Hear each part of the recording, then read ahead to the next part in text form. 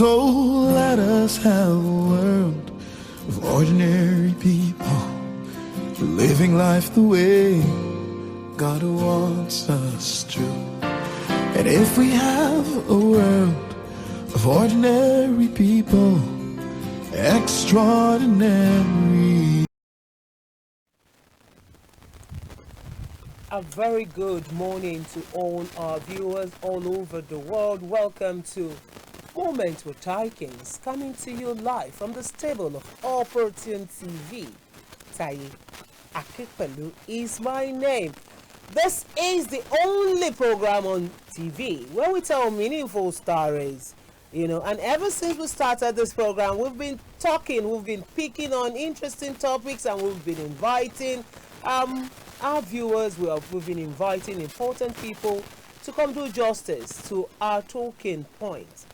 But today, the whole essence of having this concept tagged Moment with Taikins has to do with people who have been through so much in life before attaining success. We have so many one of them out there, but nowadays people no longer see anyone as a role model, especially this present generation, tagged Gen Z generation. But on this program, Moments with Taikins, we will be unveiling a whole lot of them in our purview, just to encourage you and to ensure that we have a better society. Because whatever you go through in life either makes you a better person or a public nuisance. Welcome on board. Who is my guest and who is on board to tell me his own side of the story? Find out after this breather. Stay please.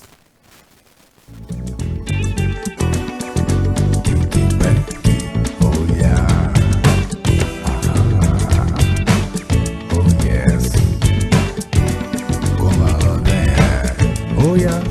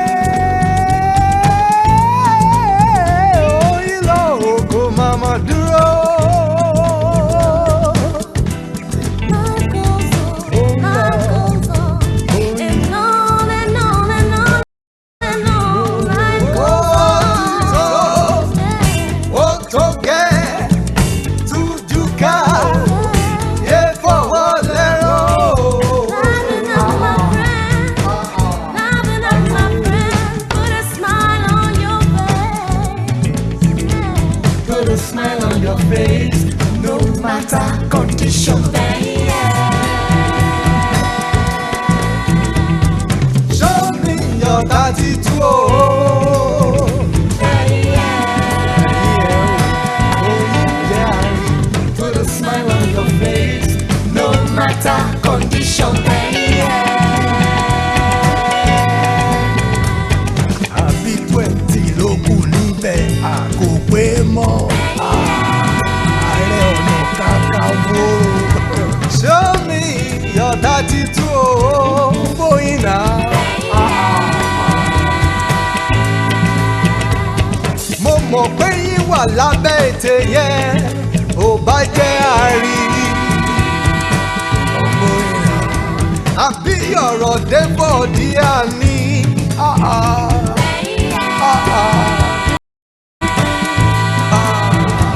Put a smile on your face, no matter condition.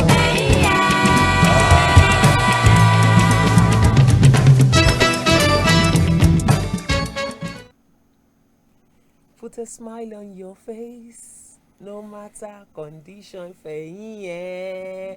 Of course, you need to fẹ̀yìn now. What is it? And the question I ask all the time is, when we think from now, if we think from 1st of January till the end of December 2025, what will happen? Just one thing will happen.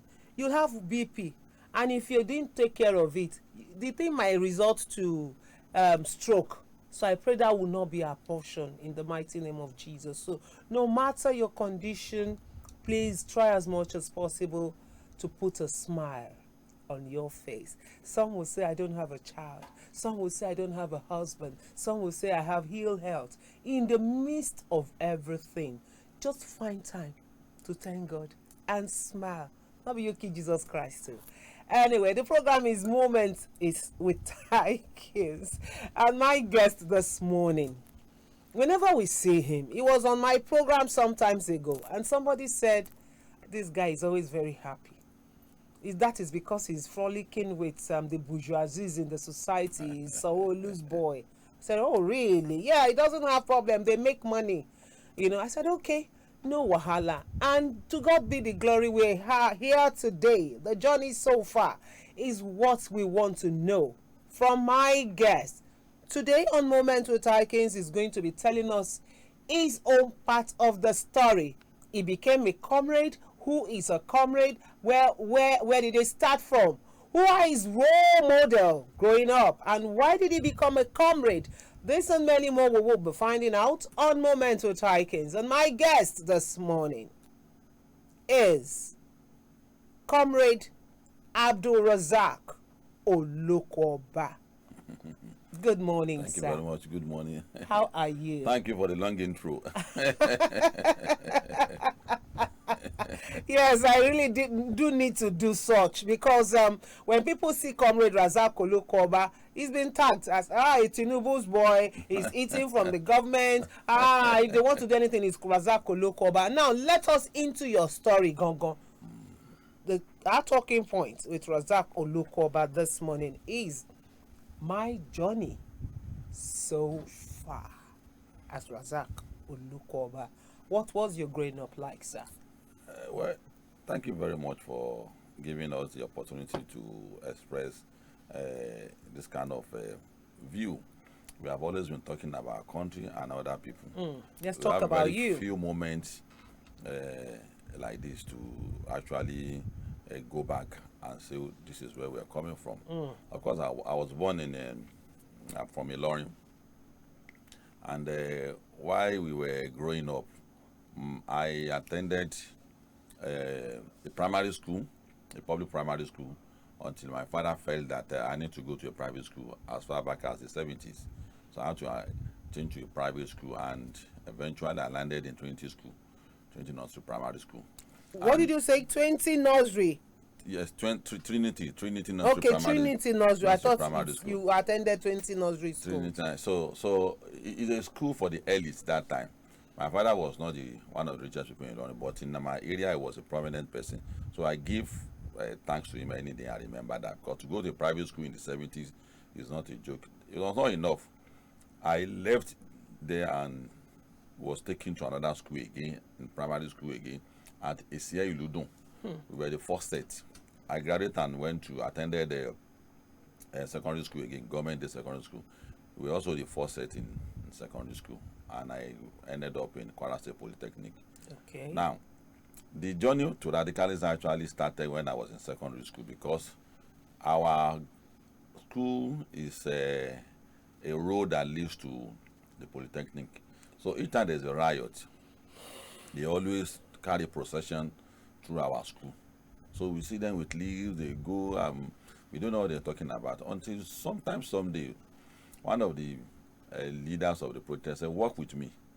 So, and I did work with him. He said, "What class are you?" He said, "We are fighting for your future." I didn't see the correlation. Why will someone be walking on the street and holding leaves and be saying that's fighting for my future? I don't see the correlation. And I said, "Once you finish your school, my name is Shola, come and see me in Kwara Poly." This is my. So while I was growing up, I never even had any inkling that I would go to university. It was not as if I choose between university. I've always wanted to go to Polytechnic. Okay. Because of what the guy said that we are. So I want to see how can someone be and be fighting for the future of the people. So, in As a child, you didn't understand yeah, that. you understand. In the 80s, you can finish school and go to school without awaiting results. You'll be offered Yeah, admission. exactly. So when I left school, I went to see Shola because I was very curious. And he said, "You want to go to?" I said, "Yes, but your result is not out yet." I said, "I'll get admission for you." So he got admission for me into business admin. But that was in 1989. That was during the sharp issue when Babangida was bringing sharp on board. People were rejecting it and things like that. So Shola got admission for me, and I didn't see him again. One day, I was going with my friends, and I saw him with other guys on the podium addressing crowd, very huge crowd. That time, he was also talking about our future again.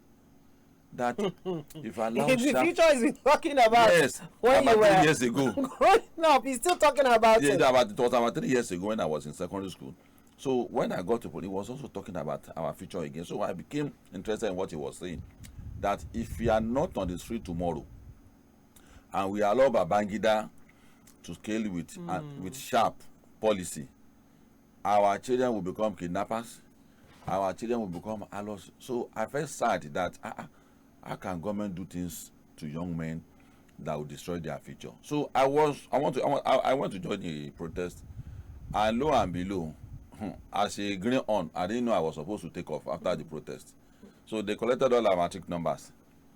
So all of us that they took our matric number, we were sent out of school for 2 years. Rusticated. Rusticated for 2 years. So, and that was the beginning of the journey. Oh when no. when you were sent out of school, you have people who will come and cancel you and tell you that no, it is better to die on your feet than to live on your knees. Oh. This is the beginning of the struggle, and that was how I properly became into the struggle until 1991 again. That Babangida, we did Babangida must go. So while all these were going, like you said in your intro, we had a mentor and we had a role model. So who are your mentors? We were looking up to people who had impact on the society that time. The names of people, the books we read, people who actually inspired us.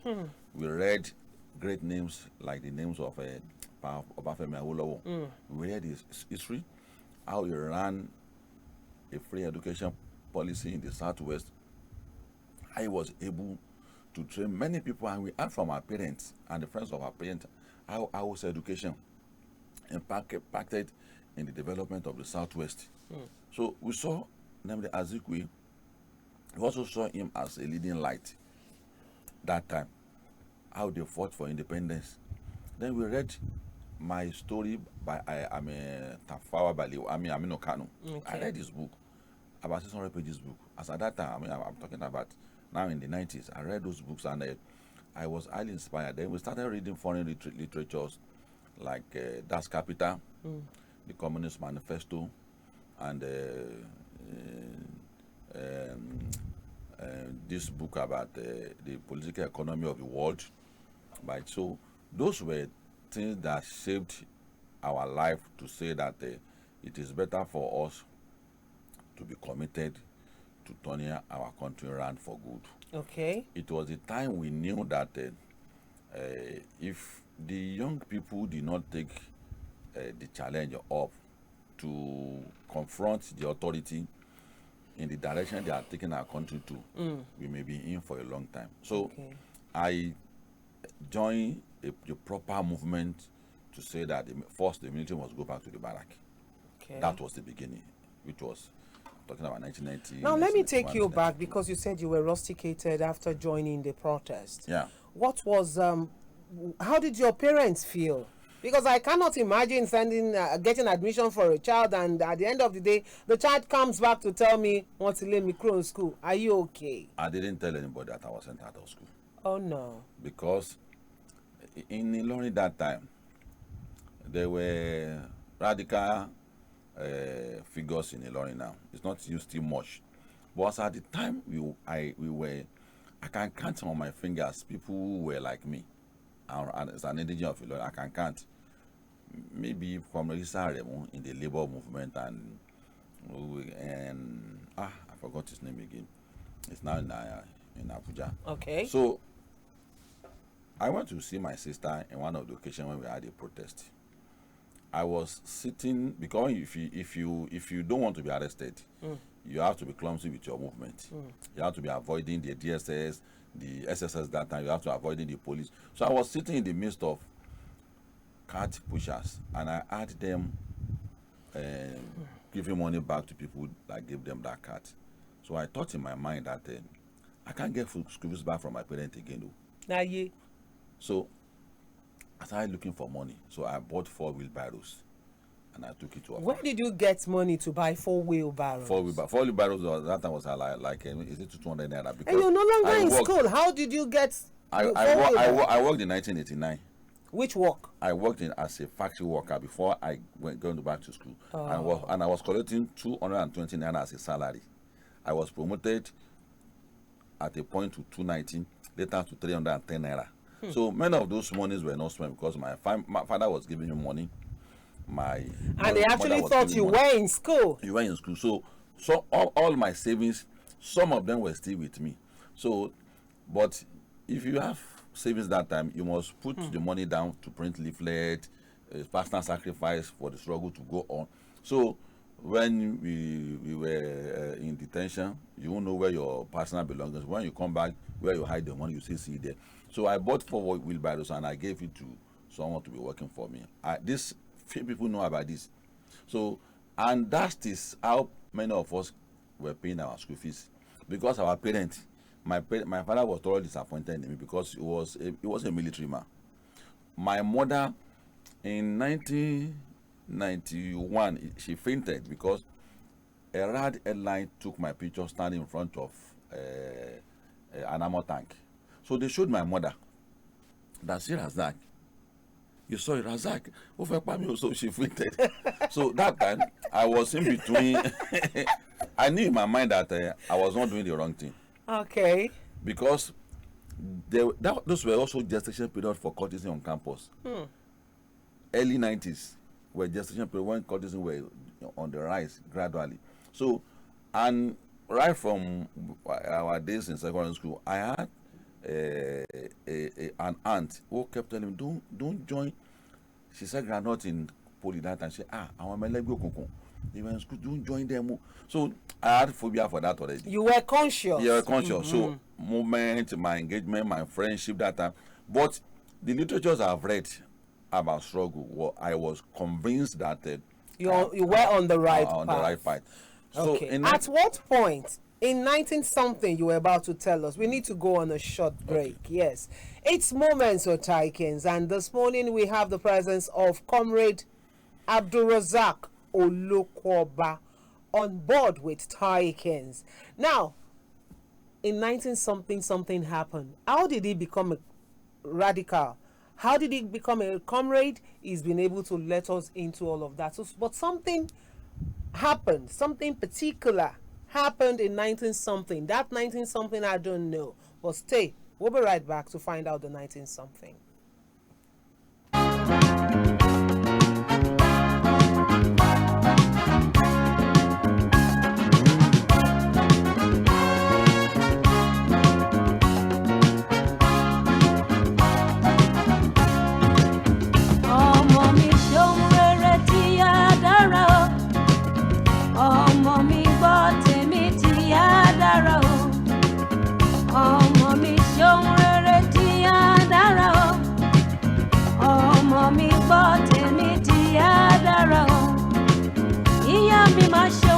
rere, gbàdúrà fún mi. Bàbá mi máa ṣeun rere, gbàdúrà fún mi. Tọmọdé bá wíwà burúkú, wọ́n ní ìyá rẹ̀ ló kọ́. Tọmọdé bá wíwà burúkú, wọ́n ní bàbá rẹ̀ ló kọ́. Ìyá mi fọ̀nà tó dá mi láyé. Bàbá mi fi wá tó dá mi láyé. Ayé tí mo wà yìí kò máa yé mi o. Ẹ̀yin ni Ọlọ́run kejì mi láyé. Ìyàwó ẹ ṣeun rere tí wọ́n dára. Bàbá wa ẹ ṣeun rere tí wọ́n dára. Ha!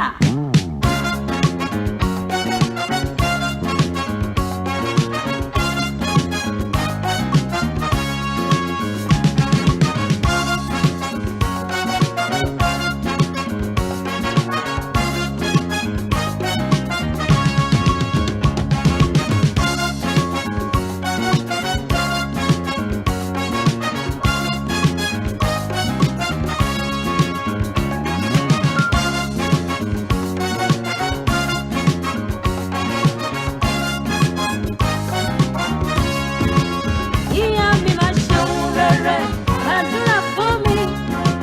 Bàbá mi máa ṣeun rere, àdúrà fún mi. Tọmọdé bá wíwà burúkú, wọ́n ní ìyá rẹ̀ ló kọ́. Tọmọdé bá wíwà burúkú, wọ́n ní bàbá rẹ̀ ló kọ́. Ìyá mi fọ̀nà tó dá mi láyé. Bàbá mi fi wá tó dá mi láyé.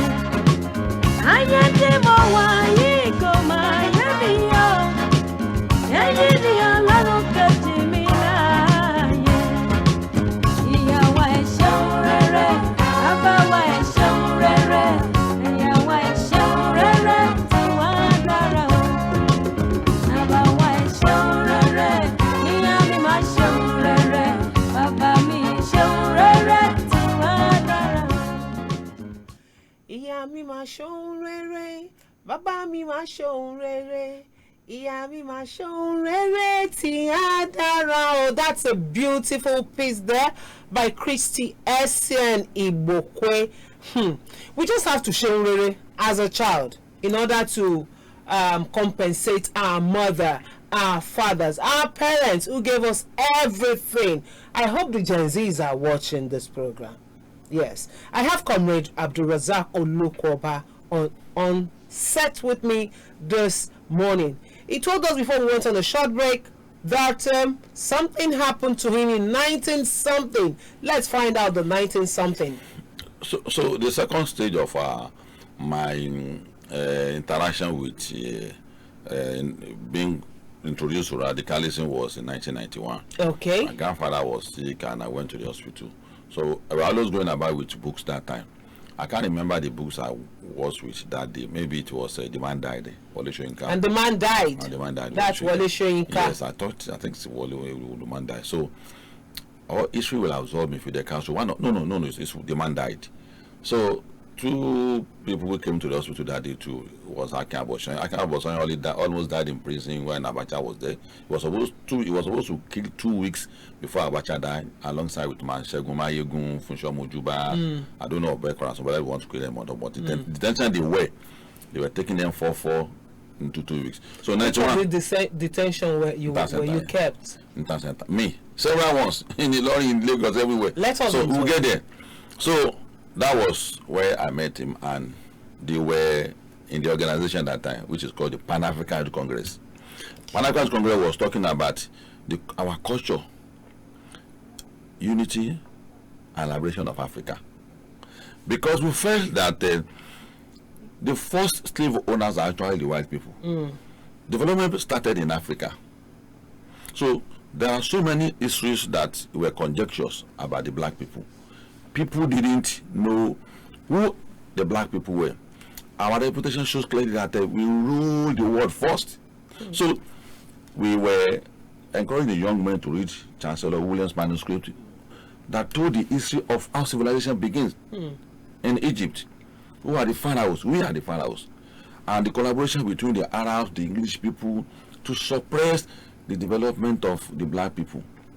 Even in religion, what is the name of the Pharaoh that fought Moses? Pharaoh was not that fought. It's a title belonging to the black people. So because of this innate belief that African people must be dealt with, they used Pharaoh, which is a title like Oni of Ife. So that was, and I rose and became the vice chairman of Pan-African Congress. So Pan-Africa Edu Congress. Youth Congress. Pan-African PECO, Pan-African Congress. So we started Pan-Africa Youth Congress. We started mobilizing for the young men that Africa needs to be liberated from the shackles of oppression of the people. That was the time when Fela music was reigning, Bob Marley music was reigning. So which of the detentions? Why were you put in detention? Yes. As a young boy? So in 1989, 2 weeks later, they came to our house that they wanted to see the person that participated in the struggle. It was new. They didn't know it's a serious matter at that time. So that was first one in 1989, after rustication. 1989, after you were rusticated. Yes, yes. Then in 1991, we held Babangida rally as well. That Babangida must go back to the barrack.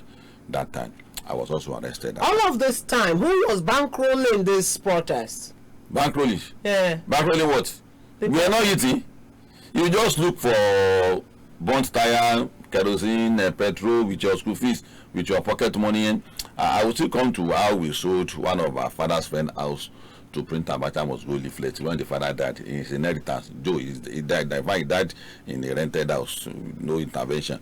So 1991, we were mobilizing for, and we started hearing the names of Beko Ransom Kuti, Alao Akaba Shoron, Gani Fawoyimi, Femi Falana, and the likes like that. So we were together with Biodun Aremu. All these people were together. We were always mobilizing from Ilorin. We go to Ofa, we go to Ife, we go to UIA. Tony Olusanya was here. So we were like that. Then in 1992, again, there was a major protest asking Babangida that the transition program was not vegetation. And that was the first time we were arrested. And that was the first time I heard of Tinubu. That there was a senator who was trying to convene the parliament that time to confront Babangida. So you say, we have to link up with him. So the Lagos extraction were already in discussion with him that who is that senator? You want to strike a relationship with. So the issue of relating with Tinubu is not because he is the president today. And eventually, when in 1993 there was election, we don't have faith in Babangida. I don't have faith. I didn't vote. There's a organization called the CLO, the Civil Liberty Organization, Campaign for Democracy. Joe Oke Odumaki, the wife of Odumaki today, is Yinka Odumaki, but Joe Oke Odumaki, the woman leader campaign for, so was the chairman for Committee for the Defense of Human Rights in Kwara. I met her in 1991. I was exchanging leaflets of Pan-African Congress with her. She was exchanging leaflet of Committee for the, that was when I knew her for the first time. I now met her eventually on campus, University of London campus, when we went for a meeting in preparation for another protest. Oh, Joe, how are you? And my colleagues were always saying they want to go and see Joe. So since you are the popular Joe that so that was how I met her. Been longing to meet. No, people will be hearing about each other's name. Now I want to go and see Joe when we are mobilizing. So you bring matches, I will bring kerosene, someone will bring tire. And nobody was financing this protest. It's a bon tire, use tire on the road. No, you don't need to buy it. You don't need to buy tire now. But there were leaflets that always were coming from Lagos. Now, what was the rationale behind all of this, all of the protests? I have said that liberation of Africa. Who should liberate who? We, the young people, felt that the state at which the Africa were at that time. Should I just say no? It was all attached to what we are seeing today. Okay. That have gained democracy. Because in 1993, there was a turning point in our struggle, which was where I'm about to get to. We didn't vote. We now felt that the cancellation of election is a question of justice. It is not until you have someone's family that when it's cheated that you must fight for that family. That was when we took up the challenge that a junta must be reinstated. Then we look at what was happening that time, and we felt that some regions were more serious with the question of liberation than the other. That was when we encouraged a regional arrangement and we formed what is called the Odua Youth Movement, which obviously later came out from. And we encourage other regions too, that in the east, as big as Nigeria is, it will be difficult to do a once and for all liberation because there's an ethnic dimension to it. But Igbo, form your own Igbo organization. Get your people also ready for liberation of Nigeria. Resolve the people who are impediment to the progress in Igbo land. The north, the people who are impediment to development in the north, resolve it with them too. So we formed. So people felt that we are fighting for Africa, suddenly Nigeria, suddenly Yoruba organization. They didn't know the history. So the history is that we felt it's going to be a two-stage struggle. That liberate your region, then come and liberate Nigeria. Because our struggle, we can't follow the pattern of Cuba. Cuba is one religion, one culture. America is one religion, one culture. But our own here, there's an ethnic dimension to it. So we felt that two-stage of first, the ethnic group must be able to be ready for a better Nigeria. That was what led us into formation of that the late Yakubu Arubashono is alive today. Many of us, and all of us, we were 32 in number. We went to Ile-Ife and we had that declaration that Ghana was part of it. Ghana was part of it. In fact, our metro was Fashion. Fana was part of it. So many other names were part of it. That okay, there's a two-state. Sorry, Beko, not Falano. Two-state struggle. When we first do that, and that was when we delve into the reality that you can't ask people to be ready for moving forward. When you are moving, some people are so afraid. Nigeria needs that kind of political arrangement where power should not be at the center. And that's when we realize that there's a need not to continue with the unity system of government that Hiroshi introduced that time. That's not going to work because many people see June 12 as a regional struggle. And when I thought, okay, if it's a regional struggle, that means people should move at their own pace. Let power go back to sectors, component part of Nigeria, either the region or the state, where people will decide the kind of life they want, which is what we are calling for today.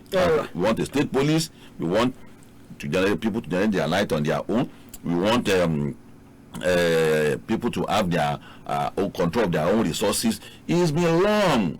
It was that time we realized that, and that's what we are fighting for today. So the meeting point with guys like Tinubu was because he also recognized the need that Nigeria needs a particular political structure where power will not be at the side. That's our relationship from way back 1992 up until he became the governor.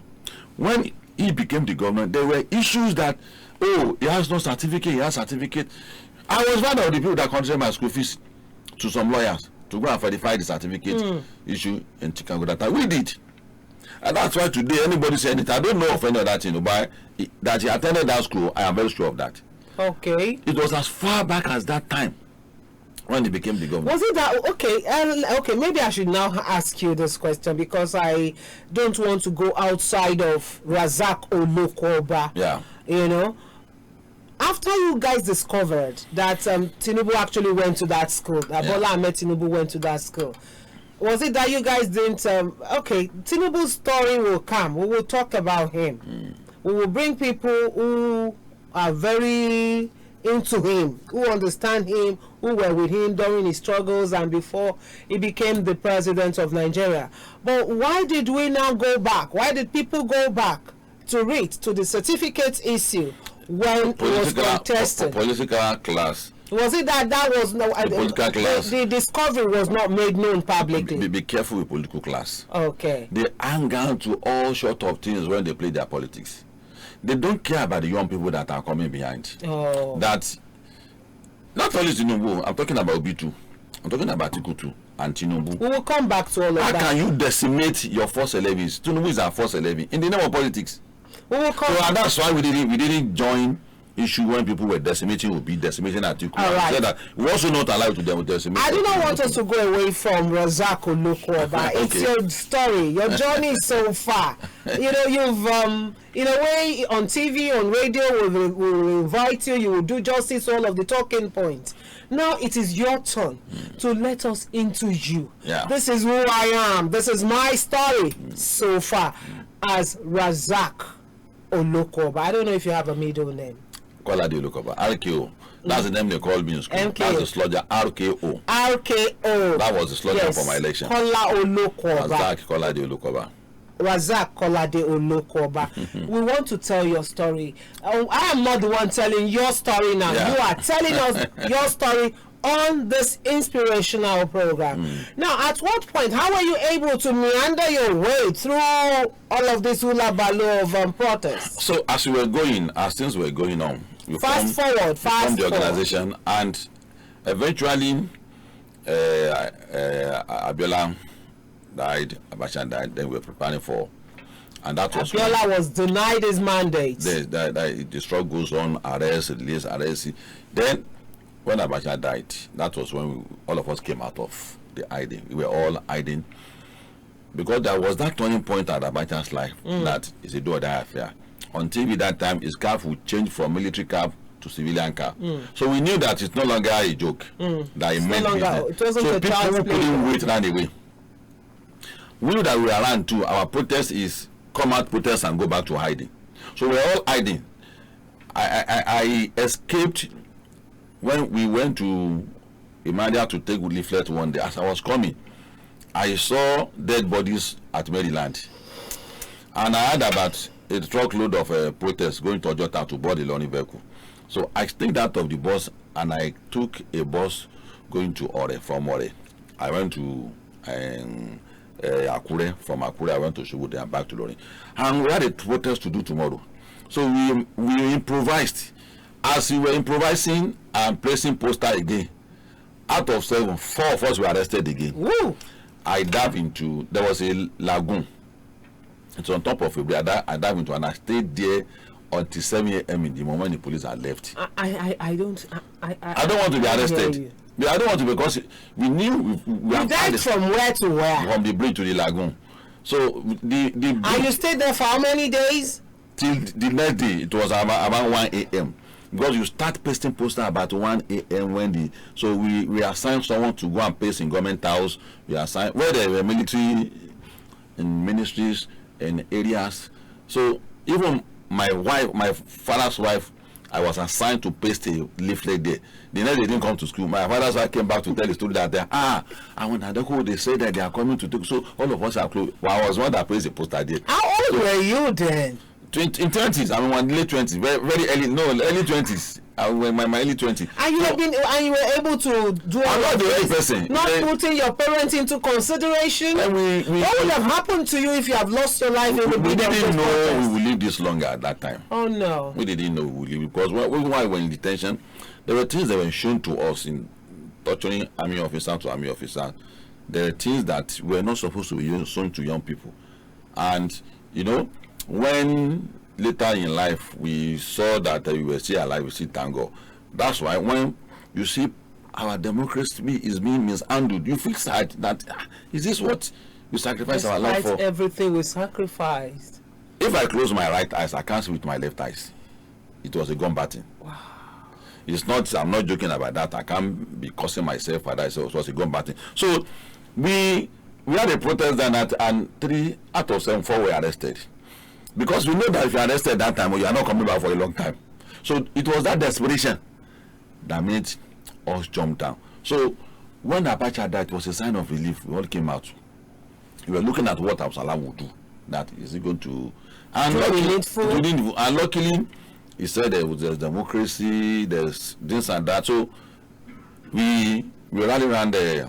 Now, fast forward all of this story. We rallied around and Tinubu became the governor. Tinubu became the governor. And it's time for us to now go to second stage of struggle that, okay, democracy has come, what do you want to do with our democracy? Okay. And that was where the biggest challenge now came. The biggest challenge. Yes. I was going to ask you that what were these challenges encountered in the struggle, in the bit of struggle? All right, we'll find out what the challenges were when we return from this break. Stay, please.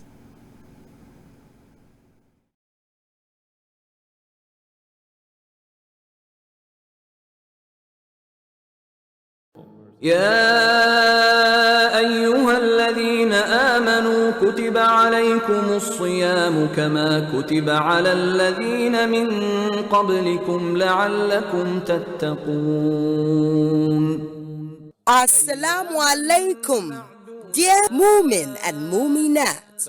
The blessed month of Ramadan is here, a time of fasting, reflection, and divine blessings. This season, we bring Ramadan lineups filled with spiritual enlightenment, inspiring discussions, and moments of deep reflection. We invite you to be a part of this noble cause by sponsoring our impactful programs. Let your brand shine in this sacred season, connecting with millions of devoted viewers. Join us in spreading the message of faith, unity, and generosity. For sponsorship and advert placement, please call 0703 063 1673 or visit our office 34 Oloyede Oroja Street, Aino Ajayi Estate, Phase 1, Abule Egba, Lagos.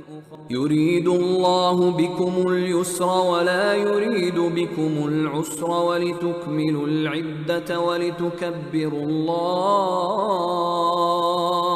Barakallahu Fiqh, Ramadan Kareem. ولعلكم تشكرون.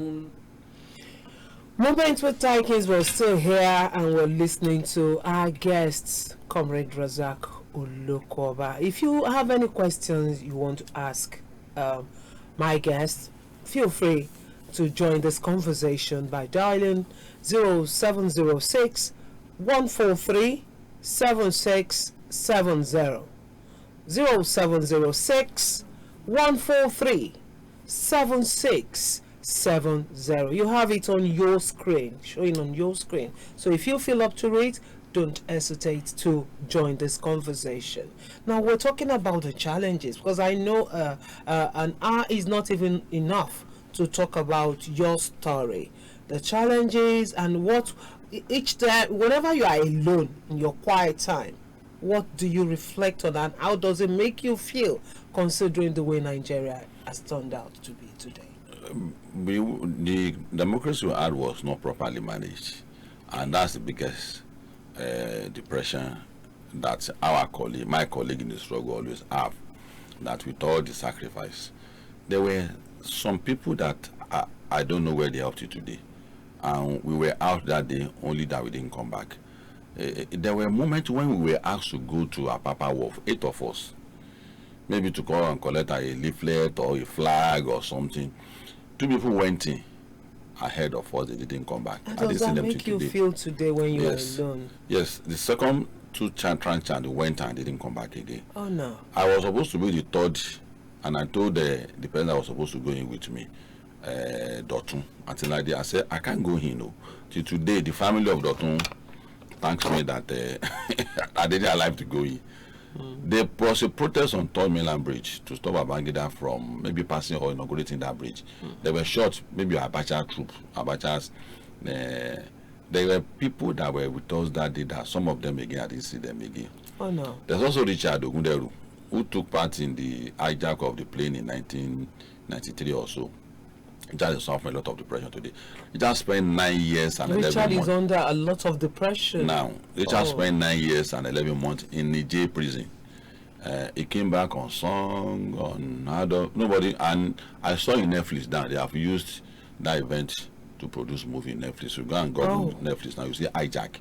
There is there. They spent 9 months and 11 9 years and 11 months there, which is 9 years and 11 months. And when the child came back, he lost track of the language you speak. He would say, Razak, what does that mean?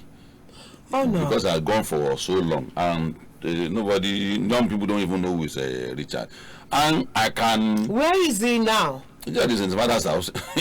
There's many of them like that. There's Susam Ujuma. There's the guy we sold the father's house to print leaflet, Revo. He died in a rented house. They also Don again. Don also died of depression. All in the course of the struggle. I can count 30 of my people that they didn't have certificate of because they were rusticated and they couldn't go back to school. I can count 30 people. So when you see young men, when they see you talk, and during NSAS, when they say, I've been in struggle for over 30 years of my life. This is not how to protest. They will say, I have taken, I say, which money? I have never taken money for 20 years when I was in struggle. When we were in school, we will use our school fees to print leaflets. We will use our pocket money. My wheelbarrow in offer that time, Owode market in offer, grew to become like 30 and 40. And that was what I was spending to pay my school fees, my all people. But my parents were saying that, where are you? Are you in school or in detention? We don't know where are you. So 1 year, 2 years, 3 years, 4 years, 5 years, 7 years. Abacha died when I was my 9 years in school. In fact, in 1991, I had to enroll secretly for part-time school because authority must not know I was in school. So in 1995, when I had my first diploma, when I wanted to say, where did you get your diploma? Maybe it's a fake. They didn't know I was running part-time program. So I became the president in my school on my 9th year. There was no ban on unionism. So I became the president without contesting against me. And that was the largest institute of about the largest in Kuala Lumpur at that time. The unopposed because of where I was coming from. So we now formed coalition of Gen Sex and president to now form a union because the union didn't allow us to. So a departmental president became a union member and we became vice. But because of our image that time, people were not impressed that SU is the SUG president. So when politics came and democracy was on board, there's no serious reflection of or document of our struggle, which is very. I don't know where Maigun is now. Maigun of Unilag with dreadlock. I don't know where he is now. So where is lucky to be doing politics. So I don't know where there are so many people now again. You just see very. All of those people you struggled with. Many of them I don't know where they are now. We just met very few people. So when you are somewhere saying. So what was that unique thing you did that brought you out of this quagmire? We are not out of it, though. We are still in it, though. Hey, but you are already enjoying. Invite your there. You see, when democracy came in 1999, I was employed by an oil and gas sector, but they were not paying the locals good salary. I was up there and I had to resign. Because I felt that technicians from the rest of the world were coming in to get good salary more than our graduates. So I resigned. Militants. You have that in your spirit. Until tomorrow, many of my family members thought that maybe the gas have been inhaled during the struggle has affected my head. How can I resign? So I became. How can you resign from such a... My organization and I had an agreement that I should be in the parliament. So we were pursuing the Yoruba agenda at that time, that other regions should pursue their own agenda too. So I became a senior legislative aide to Segun Damiro. So if you remember in 1999 to 2003, there's always a rancor in the earth. Me and Razak Oladosu, who were the people seconded to parliament that time, we were always in the chamber. Buska, we were always in the chamber. Also mobilizing people that AD Oladipo Olaita was AD leader at that time because we had a meeting the previous night. Oh no! So that our own agenda, the Yoruba agenda, that there must be state police, there must be resource control, there must be this in the parliament. We were always pushing it against NABA that time. So, but in all of that, which is very important, in 1999 we saw that the constitution, which is the saddest part of the struggle, that were introduced to us as Nigerian constitution. That was where the beginning was. We said this constitution, there can never be guarantee of prosperity for us, where every center is lumped together and is given to the center. Police, federal center, resource center, national grid, which is the power sector, center, oil and gas center. So who runs a country like that? So after all years of struggle, is this what we are going to be getting for it? And that was when we started calling for sovereign national conference. That we have to sit down and discuss that this is not the democracy we fought for. Comrade Olukova, I need to ask you this. Your life has been a struggling protest and all of that. How do you unwind? I wish I could just continue with this story because it's interesting, and I know millions of people are watching and they are interested in knowing how you unwind. At what point did you meet your wife? Anyway, I'm afraid we cannot continue, but I want you to advise the younger generation because they don't seem to know. I think we need to begin to go back to history. You know, we need to revisit our history books. We need to revisit all of these notable personalities all around us so that we don't begin to pick from word to word. Omo Tinubu ni, Omo Sanwo-Olu ni. We need to know where they're coming from so that we can also learn from them. Before whatever you say now, take that as your pattern shot. I want you to advise this younger generation that there is dignity in labor. We should be patient. Yes. If the younger generation take up the mantle of leadership like this, I pray so. No, they will lead. I pray. Because the older people can be there for life, but they will not lead well if you don't allow to be mentored, and if you don't have a good role model. There should be a mentor, and the younger generation didn't know that the more you look at people who are ahead of you, the more you become guided in life. Yeah. If you don't look at people ahead of you, you can't be guided in life. Everything doesn't start and end in social media. You see, we have to be very careful with technology that you're not a part to it. Technology today is like a knife. In the hand of a woman in the kitchen is a very useful cooking utensil. But that same knife in the hand of a lunatic is a dangerous weapon. It's a dangerous weapon. So technology is not a replacement for intelligence, for hard work, for all those. It's not a replacement for it. So what fails the society most is not a fraction of it goes to the younger generation, because we all had our own time too. Nobody guided us. We guided ourselves. The larger part of it goes to the society and parenting. Me and you, particularly our own generation, the 45 to the 65s. We don't train our children very well. We don't train them very well. We don't tell them this is how you are supposed to go in life. It's a societal and community parenting that time. It's missing now.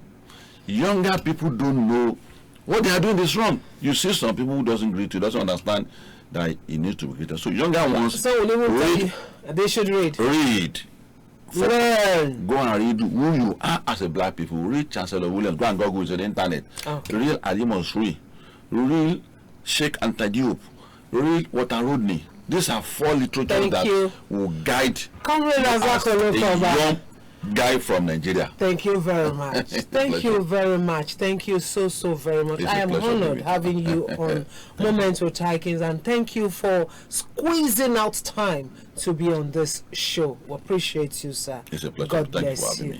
Well, that is how far we can go. The story so far by Comrade I'm sorry we cannot take your calls. I've seen plenty calls coming in.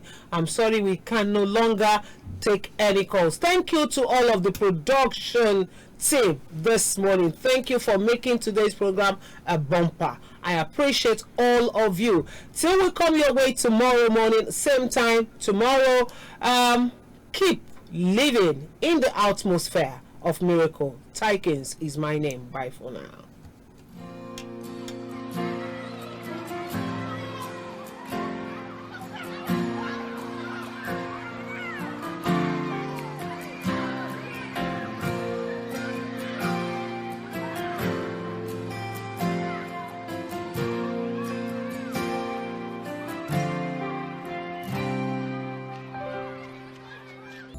So let us have a world of ordinary people living life the way God wants us to. And if we have a world of ordinary people extraordinary.